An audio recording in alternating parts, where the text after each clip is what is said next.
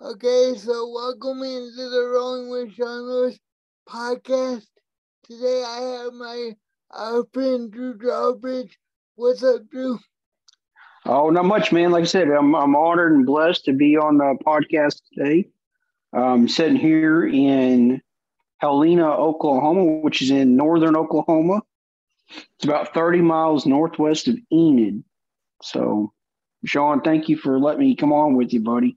Oh, you're welcome. Thanks for being on the show today. You're welcome. You have known each other about a year. We met last year, right? Yeah, towards the end of last year, we met through a mutual friend of ours. I call her Aunt Faye. I've known her since I was a little kid. I know you went to church with her in Tulsa area, but it's Faye and Sam Wiley. I've known them forever, and she connected us. So yeah, and we've had a chance to hang out here in Tulsa when you came to visit a friend before. So yeah. Well, on my podcast, I'm all about helping people overcome challenges. And, I believe that we can do anything we want to do. We just have to find a different way to do it. And I know you've faced a lot of challenges in your life. Can you tell the viewers a little bit about you growing up? Yeah, I grew up. I was born in Woodward, Oklahoma, which is western Oklahoma, and my family moved to the Enid area in the '90s. And my dad got saved in the early '90s. And growing up, I had asthma as a child, and I basically my mom had to carry an inhaler with her everywhere we went. And one night in church, I had a bad asthma attack, and I was writing a paper for school, and I got some details on that. So I actually died on my parents' lap, and from an asthma attack in church, and God brought me back, and He healed me from asthma. Wow, so, man, that's incredible. Yeah. So I found that out when I was writing a paper when I was in Bible college. So, so I was, like I said, growing up, I'm the middle child. I have an older brother and a younger sister. So, middle children always get in trouble, I guess the worst. But no, I was always not athletic. I struggled, I guess, to try to fit in, stuff like that. So I love playing sports and stuff, but I just never fully had that athletic ability, so to speak. But anyway, growing up, my parents weren't that wealthy. My mom, she worked hard. She detailed cars, mowed yards. And so I grew up doing that as a child. Yeah. And everything. And so I grew up, my mom owned a detail business in Enid, Oklahoma. And I remember helping her detail cars and doing my homework at the shop. And then summertime, like I said, we mowed yards, and then I worked when I turned 16, I worked at a grocery store. Okay. While I was in school and stuff like that. But I played high school baseball, and growing up, I never was able to run, and nobody could figure out why, and everything else. My upper body moved faster than my lower, right? And everything. And so during that time, like I said, nobody could figure out why. And then after high school, I went to the Navy. I enlisted in the military between my junior and senior year. And so I thought I was going to go and serve in the military. And yeah, so, but, things turned around. I didn't make it. I didn't make it all the way through boot camp. I failed my run by 2 seconds. In the Navy, so in the Navy, you have a series of tests that you have to do during basic, and you have a swim test that you have to do. You have sit-ups and push-ups. You have to do so many in a certain amount of time, and then you have a 1.5 mile run. Excuse me, sorry. You have a 1.5 mile run, and I had to run in the time of 12 minutes and 15 seconds. And so, but I failed that by 2 seconds. And then during that season, I was crushed. I mean, I was a 18, 19-year-old kid thinking that was it. I had everything figured out. And I failed my run by 2 seconds. And so I came back home and battling some depression and stuff like that. Felt like a failure for a good chunk of my life because of that. But when I came back home as well in 2003, December of 2003, I was actually hit by a semi hauling fuel. I was driving. I was heading to Enid from Helena, which is about 30 minutes. And I was crossing an intersection, and a guy hauling fuel hit right behind my driver's side in my truck. And actually, I walked away from it. No injuries, no nothing on my end. And God protected me from that. And I walked away. That's a miracle right there, bro. Yeah, that is a huge miracle. And so anyway, but still, growing up, I battled depression. Really, I wasn't following Jesus. I grew up in church, but I was never following Jesus. Stuff like that. I drank, I chewed tobacco. I had a cuss like crazy, and slept around, and I was addicted to porn as well. Growing, and all that. I got introduced to pornography when I was at a young age. Oh, okay. Yeah. So yeah, it was one of those things that I battled for a while, and even into my adulthood and stuff like that. So, anyway, did some odd jobs, rented a house for my parents in Enid that I grew up in, stuff like that. And in 2006, I actually tried to commit suicide. Oh, wow, man. So, yeah, and in the process of trying to commit suicide, I got a phone call from my mom asking me to come home and have dinner. And they didn't know the full details of everything until I shared my testimony years later in a church service. Yeah. And so that phone call saved my life again from committing suicide. Anyway, and so bounced around, got in trouble actually for partying. Threw a party at the house that I was renting from my mom and dad, and got kicked out and was told to go to live with my grandmother in Woodward, Oklahoma. And so I went there. So I spent a year living with her, working at McDonald's in Woodward, Oklahoma. And all that stuff. And then 2008, I got a phone call from a friend of mine I actually went to college with at Northern Oklahoma College in Tonkawa. His dad was a plant manager for a company that built natural gas plants. Okay. And they lived in the Tulsa area. And so 2008, I moved to Tulsa, and I went to work helping build natural gas plants. And I lived in Tulsa from 2008 to 2017. Okay. And so during that time, I was drinking, partying.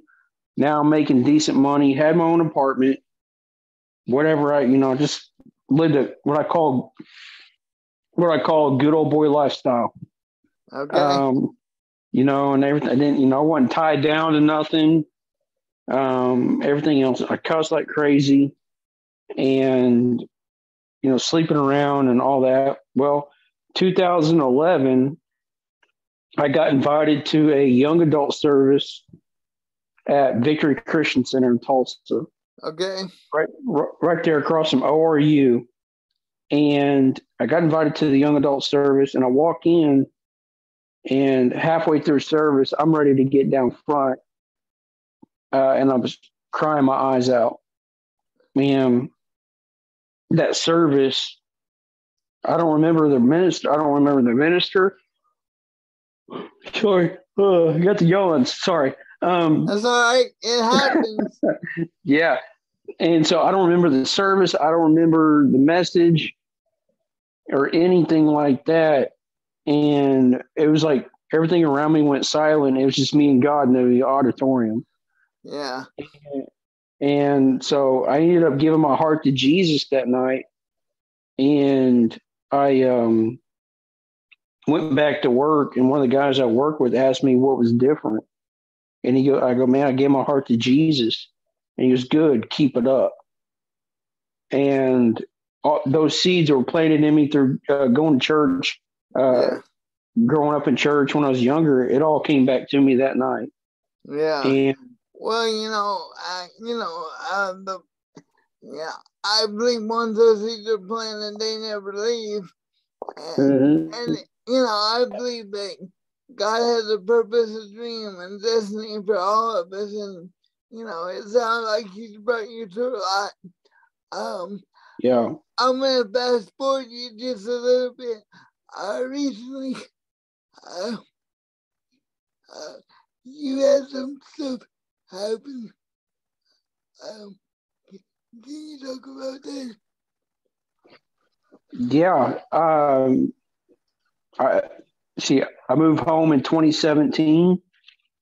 And starting in 2018, early 2018, I actually was diagnosed with muscular dystrophy. Okay. It's called limb girdle muscular dystrophy, which it affects the muscles starting in your lower body. I went to the doctor, and I don't know, I started having some stability issues. Like 1 minute I'll be fine. The next minute, if I take a step, my knee would buckle. You've always had those instability issues. You just didn't know what they were at the time. Right. Yeah. It goes back to like playing baseball. A lot of people wonder why my upper body moved faster than my lower, and everything else. And so it's something I was born with that actually we didn't catch until about 2018-ish. And so, right, and that has to do with genes that can lay dormant until, in your case, they lay dormant until later on in life. Yeah. And so, the lady, we went to the doctor, and she could tell through my pant legs that my upper thighs, the muscles in my upper legs, were basically deteriorating.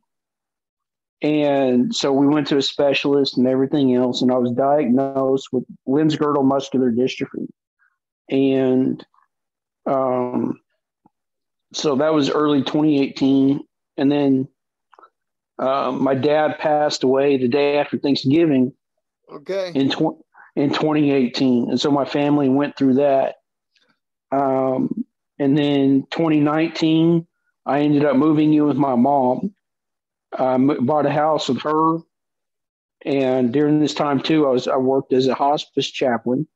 Okay. I did that from 2017 till 2021, and so it was 2019 that we got the house, and slowly the muscular dystrophy stuff kept deteriorating. We were going to specialists and stuff, and there'd be days like I'd be fine, everything would be great. And then there'd be days to where I would step off a curb and literally my knee would buckle. And I was having also trouble if I like sit down in a chair and it's real low to the ground and all that, I could not get back. I couldn't get back up without assistance. Right. or if I got on my knees on the ground, I couldn't get back up again.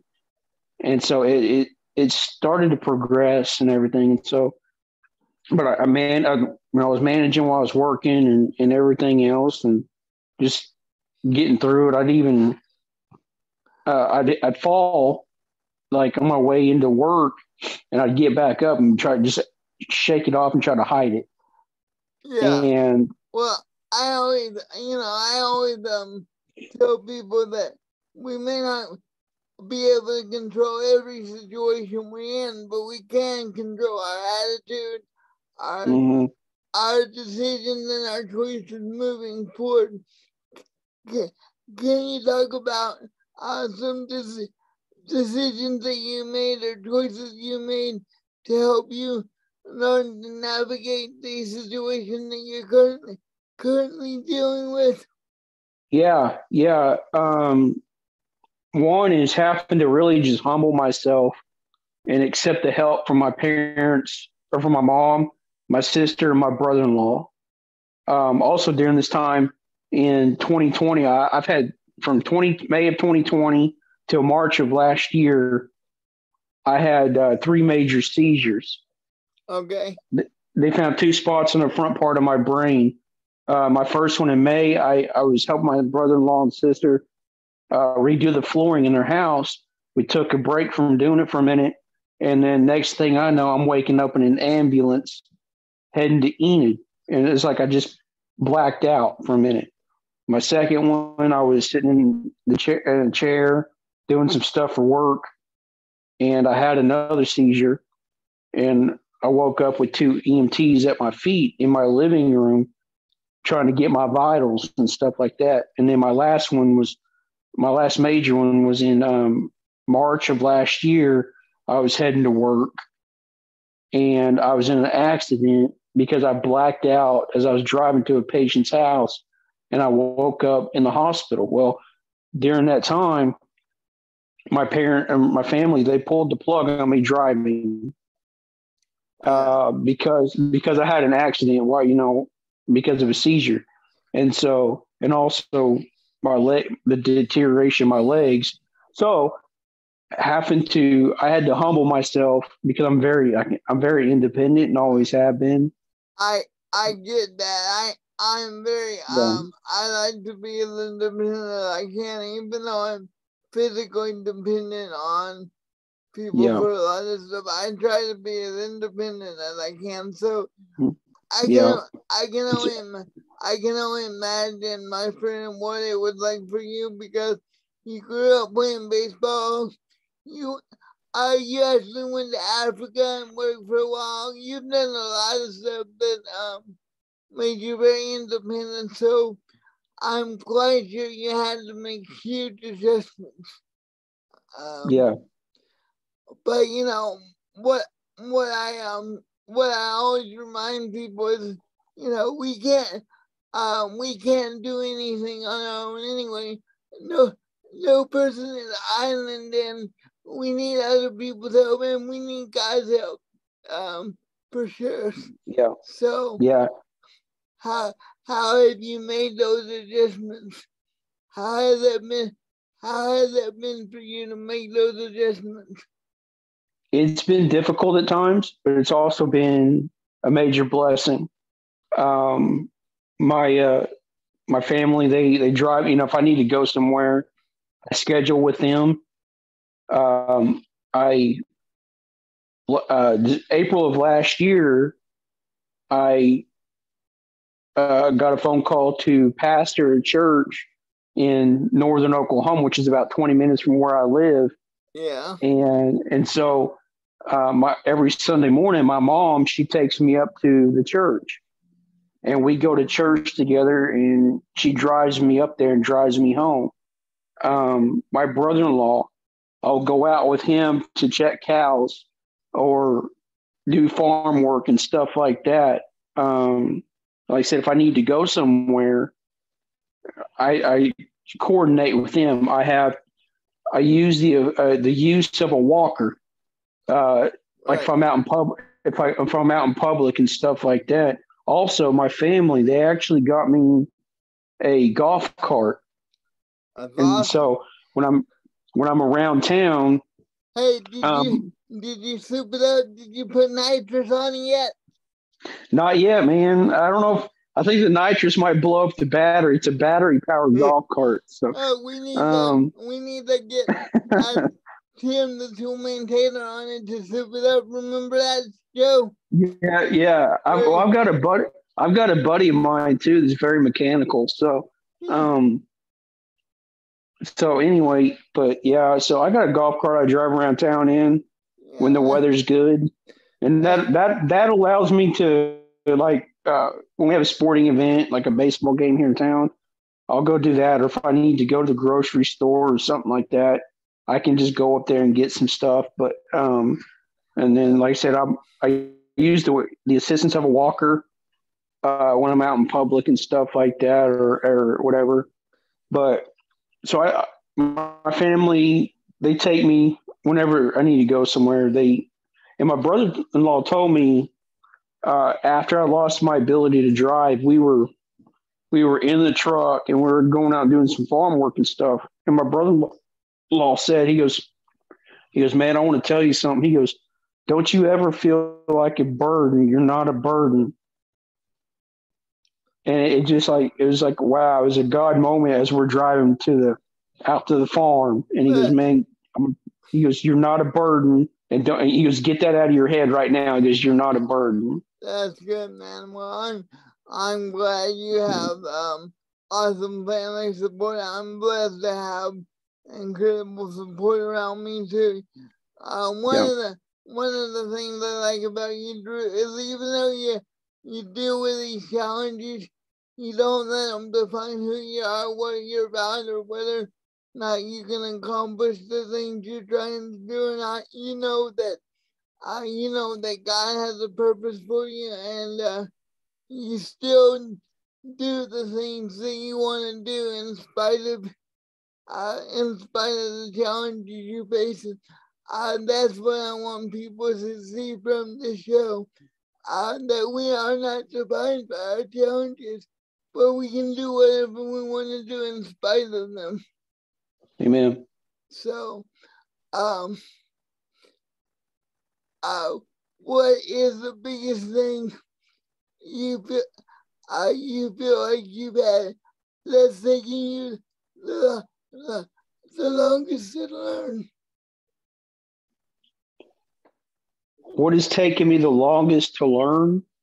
Yes. To probably to receive help and not feel like I'm to not feel like I'm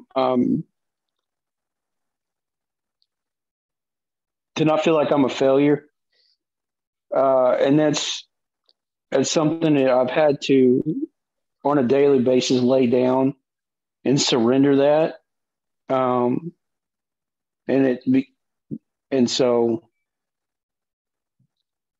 And to be more open with everything. Yeah, because I think it's just a human instinct sometimes for us to wear a mask, and if somebody says, how you doing? We immediately say, I'm fine, I'm good, because our default situation, our default sometimes as humans is to not let anybody in or not let anybody know we have trouble. But it's when we can let go and let people in that we can experience life in a brand new way, because then we can share life more openly and more honestly with people. Yeah. And we realize, at least for me, I know it's this way in your case, that sometimes as humans we try to do things on our own in our own strength, but the Bible says we're not meant to do it on our own. we're meant to rely on God. And for me as a Christian, and I know for you as a Christian too, that's important. I have people of all kinds that listen to this show, but that's something that's real important to me. Yeah. And I know you do. Yeah. What is you've had about 4 years of knowing you've been diagnosed with this, even though you dealt with it all your life. 4 years ago, you found out what your diagnosis was. What was your reaction when you first found out what you were dealing with for sure?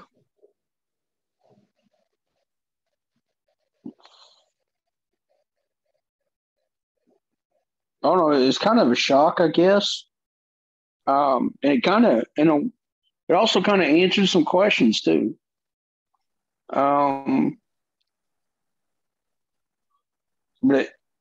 it's like the understanding of why I couldn't run, playing sports and stuff. But also it was a shock. It was kind of like, oh wow, okay. And at that time, my initial diagnosis, I didn't know how bad it was going to get. I didn't know how.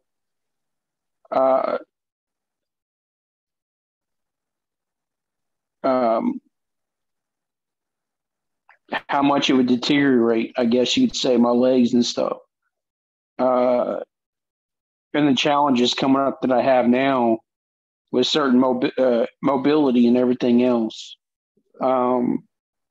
So I had to, probably that. Like I said, it answered questions, but also the shock of, wow, okay. And then you had to go through a time of, reframing your life, deciding how you were going to approach it, right? Because, I know sometimes we're faced with a crossroad in life, like I said earlier. We may not have control over the circumstances we find ourselves in, but we do have control over our attitude and choices moving forward. I know after getting saved and you felt called into ministry, you went to Bible college, and now you're a minister, like you said. But I believe that God doesn't cause us to be in these situations, but if we allow God, He can use us right where we're at. Not that He created us to be in this situation, but He can he can use right where we're at if we allow ourselves to be used. Yeah, God's not the author of our sickness. God's not the, He's not the author of the illness. But what the devil is meant for harm, God turns around for the good.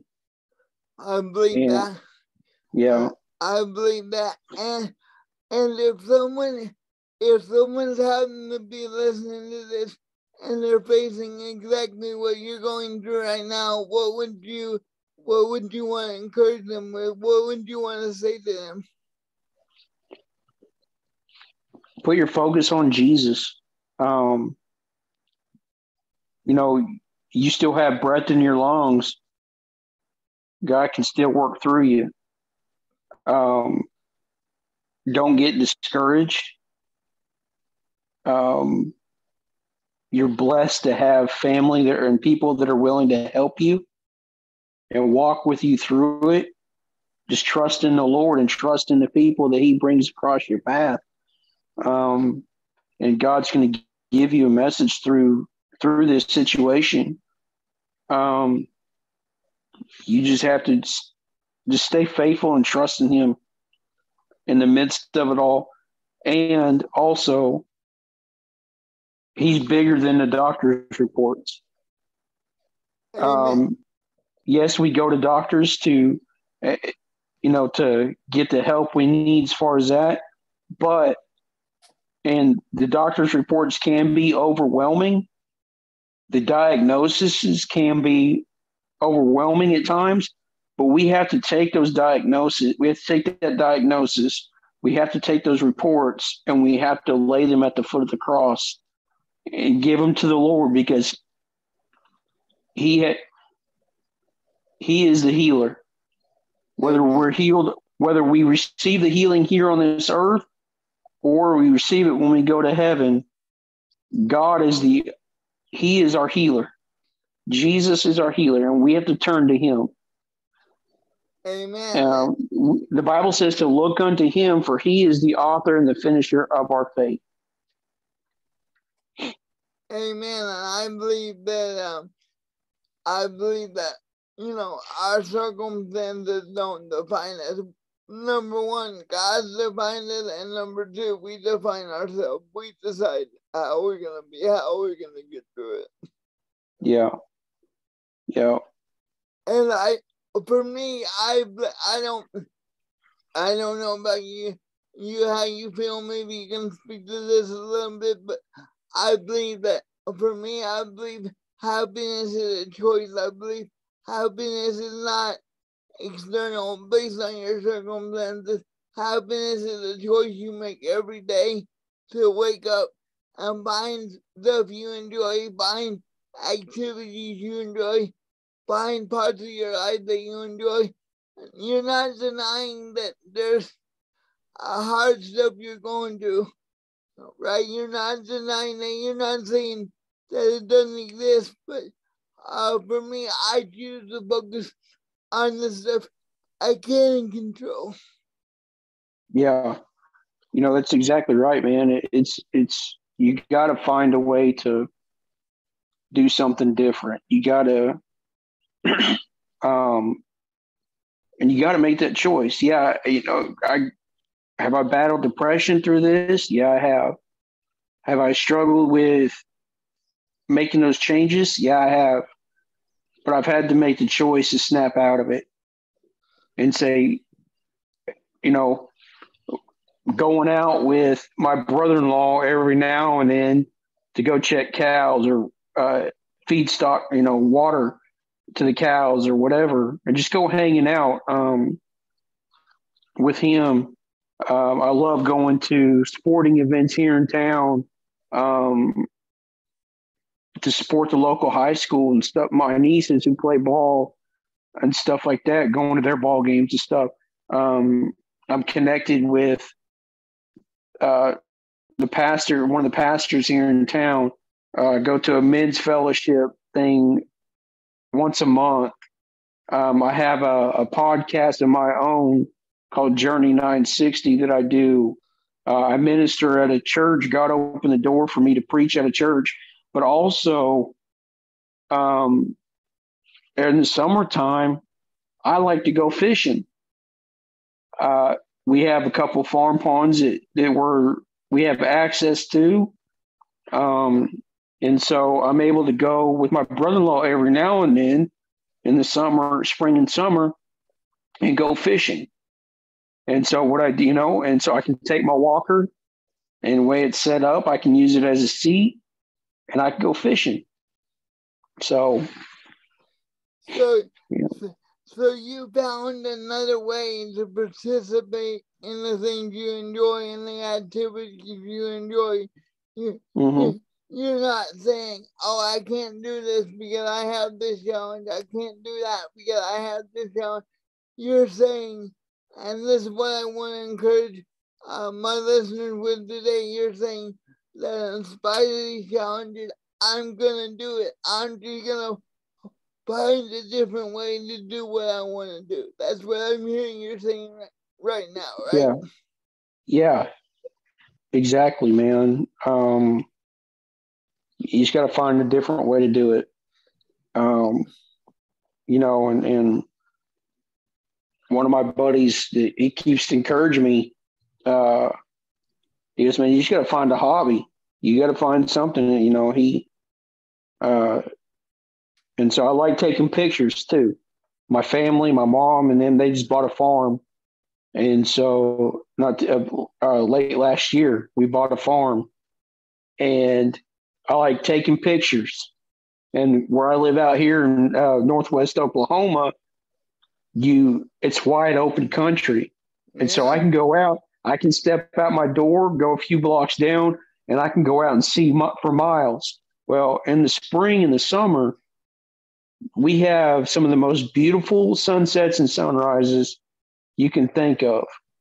And so I go out to my family farm, which is not too far from the house, and I can get some awesome pictures.